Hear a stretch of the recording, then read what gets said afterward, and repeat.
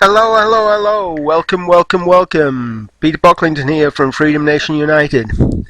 Hey, in the book Think and Grow Rich by Napoleon Hill, I just saw that he gives the instruction that after having read the entire book, come back to the chapter on autosuggestion, follow it in spirit and in action.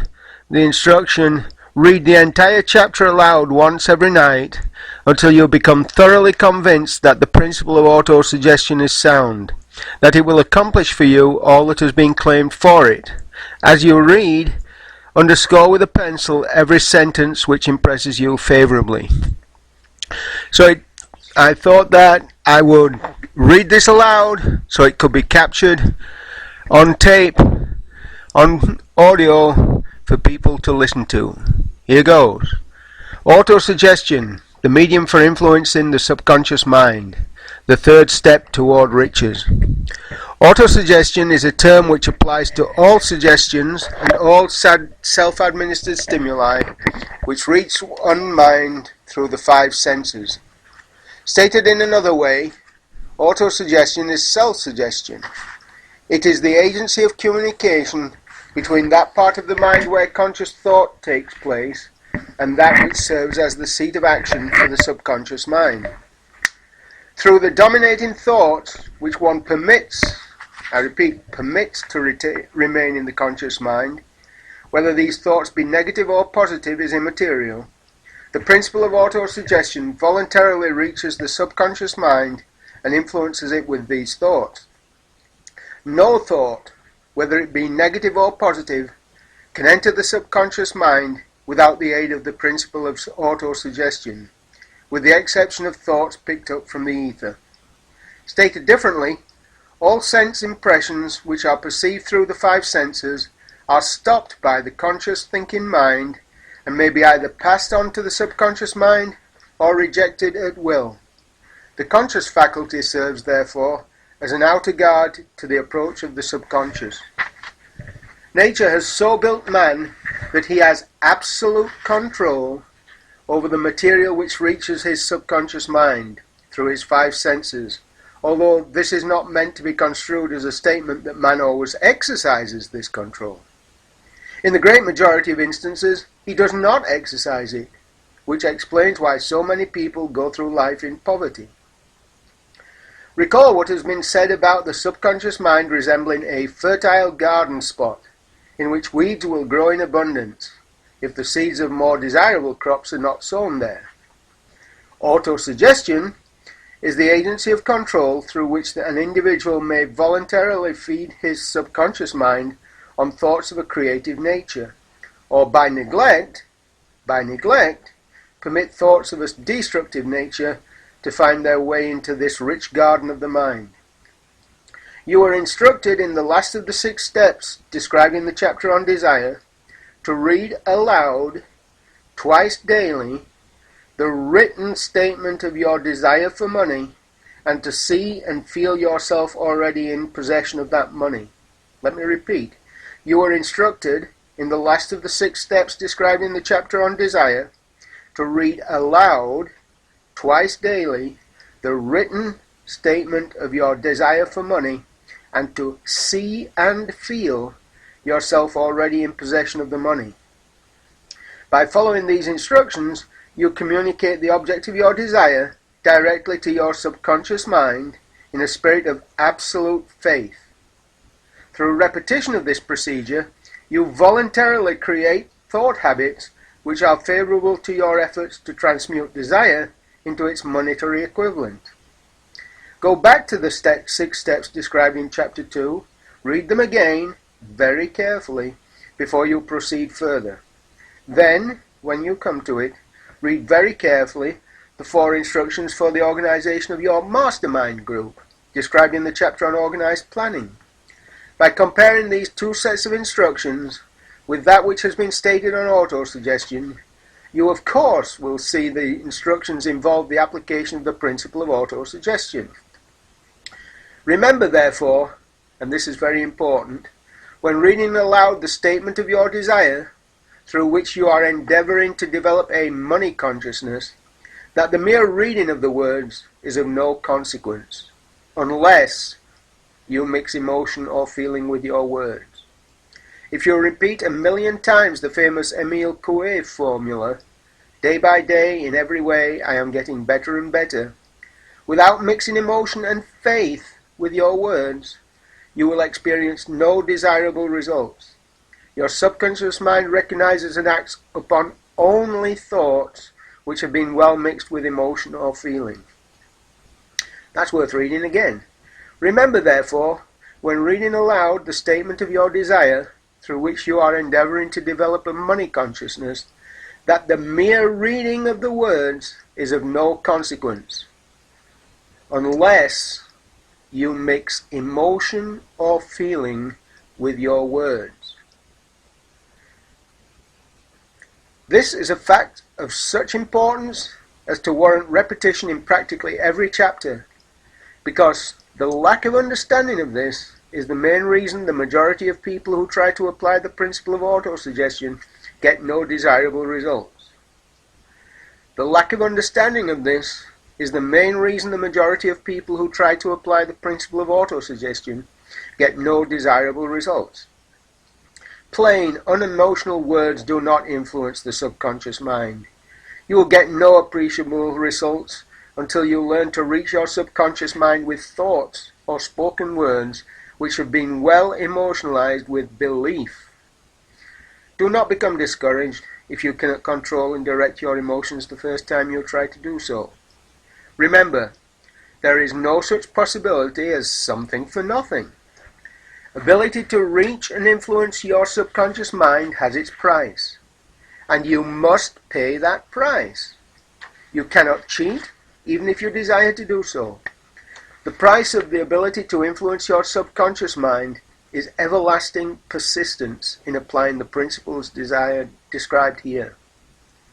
You cannot develop the desired ability for a lower price. You, and you alone, you and you alone must decide whether or not the reward for which you are striving, the money consciousness, is worth the price you must pay for it in effort. Wisdom and cleverness alone will not attract and retain money except in a few very rare instances where the law of averages favors the attraction of money through these sources. The method of attracting money described here does not depend upon the law of averages. Moreover, the method plays no favorites. It will work for one person as effectively as it will for another. Where failure is experienced, it is the individual, not the method, which has failed.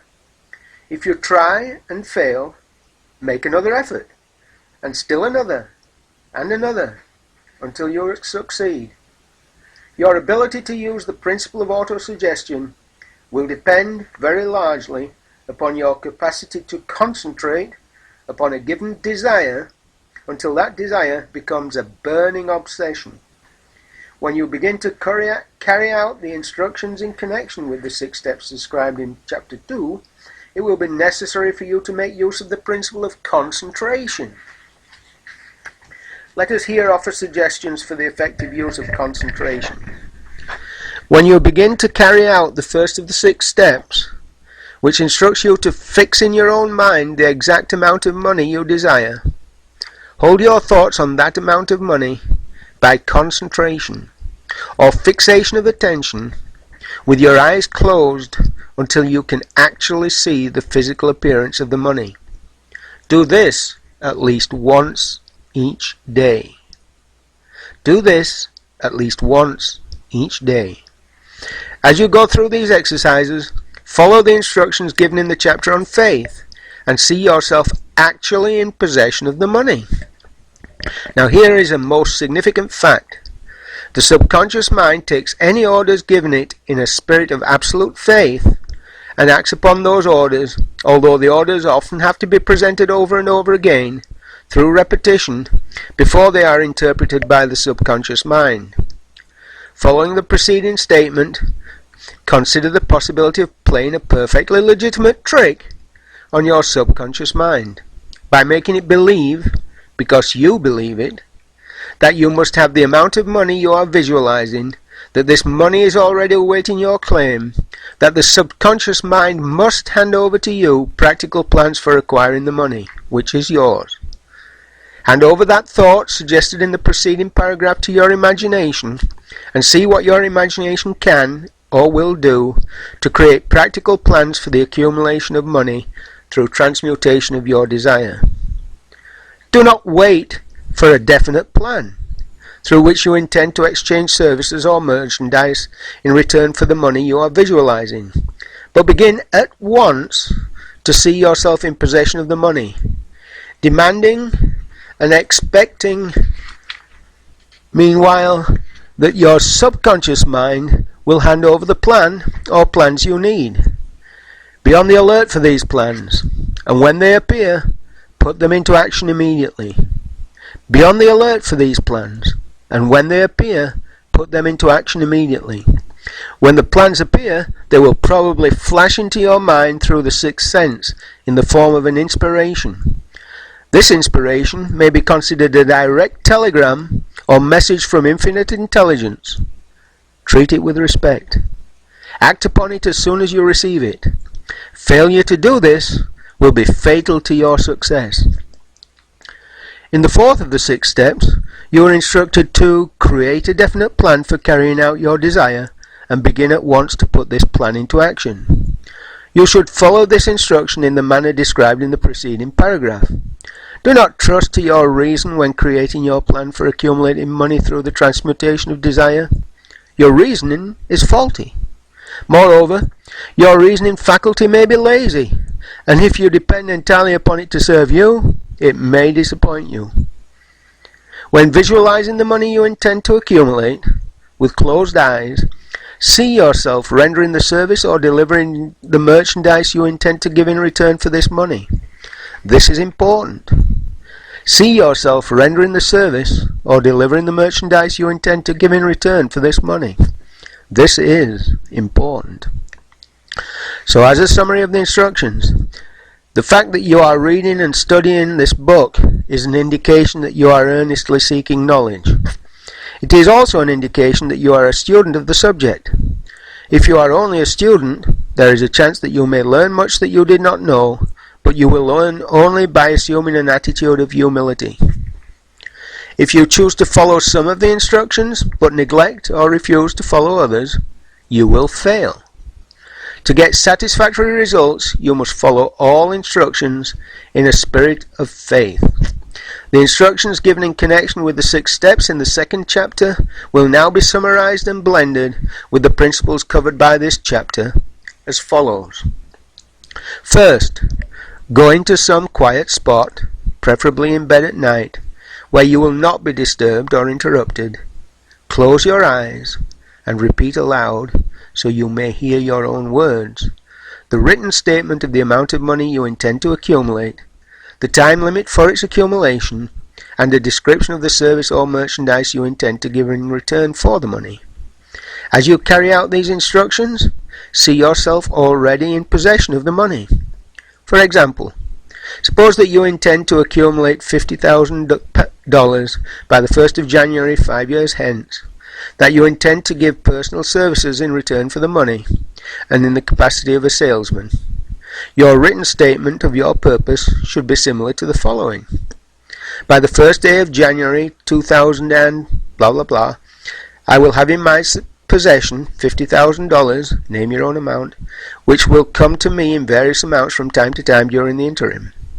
In return for this money, I will give the most efficient service of which I am capable, rendering the fullest possible quantity and the best possible quality of service in the capacity of salesman of, describe the service or merchandise you intend to sell. I believe that I will have this money in my possession. My faith is so strong that I can now see this money before my eyes. I can touch it with my hands. It is now awaiting transfer to me at the time and in the proportion that I deliver the service I intend to render in return for it.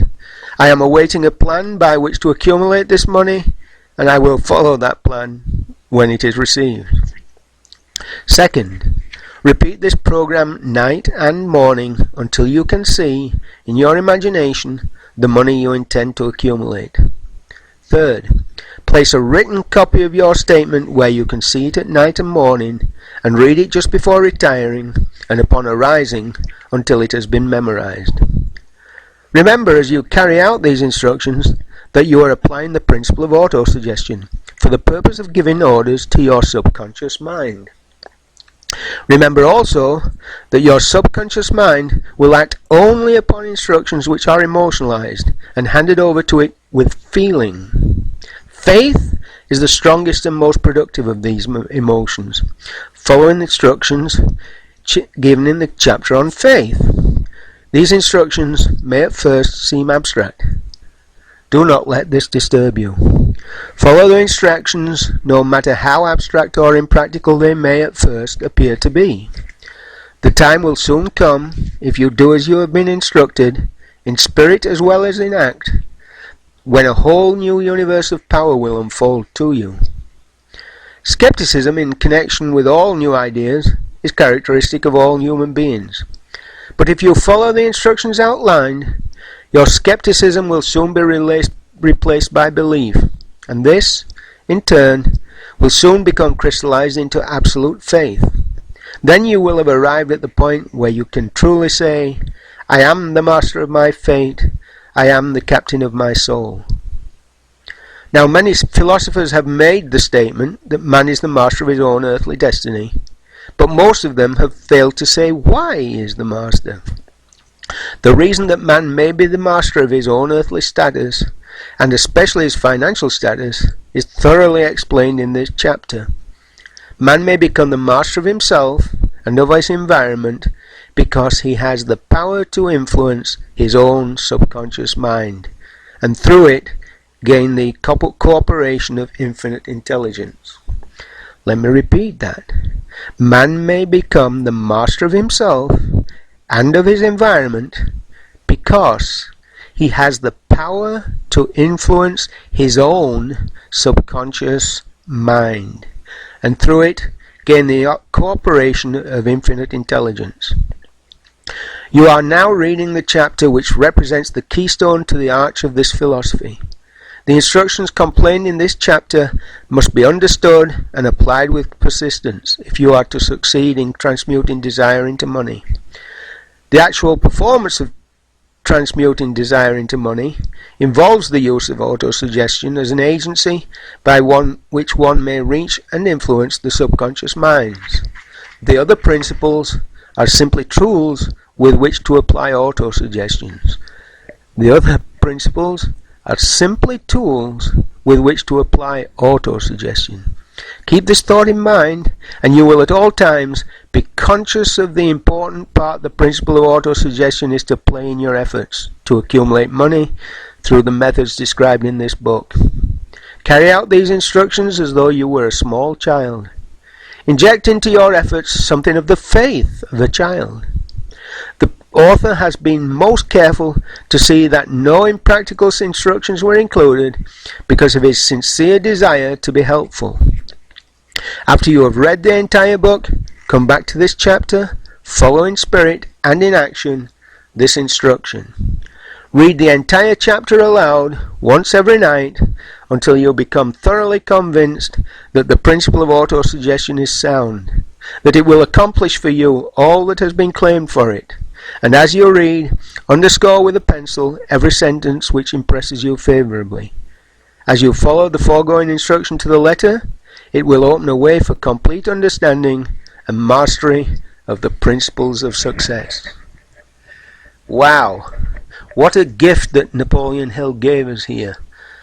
Let's take it again, listen to it again, apply its actions with persistence, and your dreams will be yours. Namaste, my friends.